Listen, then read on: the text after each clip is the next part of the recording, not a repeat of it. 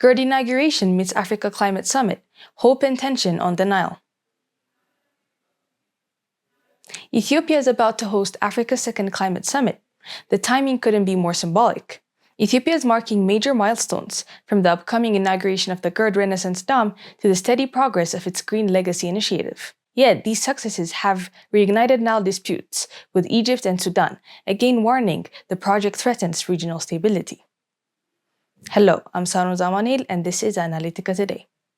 Next week, Addis Ababa will host the Africa Climate Summit, bringing leaders together to push for a unified African voice ahead of global climate talks later this year. For Ethiopia, this is more than diplomacy. It's a showcase of its own climate action, from planting billions of trees to investing in clean energy. But these achievements are not without controversy. Egypt and Sudan have once again raised alarms over Ethiopia's Grand Renaissance Dam, claiming it threatens regional stability. The African Climate Summit is meant to amplify the continent's priorities: finance for adaptation, climate justice, and investment in renewable energy. Ethiopia has tried to lead by example. Its Green Legacy initiative has already planted more than 32 billion trees in just a few years, an effort to combat deforestation, restore ecosystems, and reduce carbon emissions. At the same time, Ethiopia is inaugurating the GERD, Africa's biggest hydroelectric dam with over 5,000 megawatts of clean power capacity. It's a game changer for a region without struggles with electricity shortages.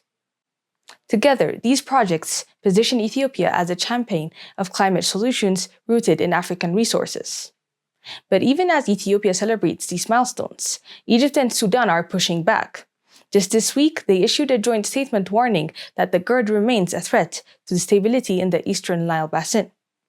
Their main argument is unchanged, that Ethiopia's control of the Blue Nile could reduce water flows downstream. Yet the evidence so far suggests otherwise. Over five consecutive fillings, water continued to flow to Egypt and Sudan, and in some cases, the dam helped reduce floods and ensure steadier water supply. By storing water in Ethiopia's highlands, evaporation losses, so common in Egypt and Sudan's reservoirs, are also reduced. This is why many see Egypt's objections as more political than technical. Out of the 11 Nile Basin countries, only Egypt and Sudan have refused to sign the Cooperative Framework Agreement that calls for equitable sharing of the river.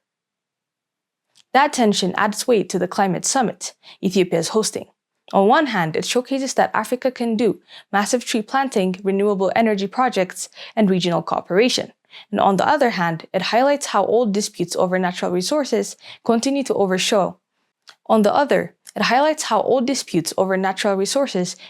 overshadow climate progress. Africa's challenge is twofold: to adapt to climate change while also breaking free from colonial-era agreements that deny fair use of its own resources. It's worth remembering that this is not just Ethiopia's story. Africa has vast untapped renewable potential: solar in the Sahel, geothermal in the Rift Valley, hydro in the Congo, and Nile. If harnessed, these resources could transform the continent's energy future. Projects like the GERD are stepping stones towards that vision. This year's Africa Climate Summit will be unlike any before, because while delegates meet in Addis Ababa, Ethiopia, will also inaugurate the Grand Ethiopian Renaissance Dam, the timing is deliberate. It sends a message. Africa's climate action isn't just talk, it's concrete. A mega dam energy clean energy, millions of trees taking root through the Green Legacy, and a region beginning to think bigger towards projects like the Grand Inga Dam in the Congo, which, if completed, could power much of the continent. Ethiopia has also put forward its bid to host the 2027 UN Climate Summit. Hosting COP32 would mark Africa's central place in the climate conversation, not as a victim pleading for aid, but as a continent putting solutions on the table. The Africa Climate Summit in Addis Ababa will make headlines, but its deeper significance lies in the example Ethiopia is setting. A dam that lights millions of homes, a reforestation drive that's changing landscapes, and a call for Africa to use its rivers, its sun, and its wind to power its future. That is all for today. Until next time, I'm Sarun, and this is Analytica Today. Stay tuned.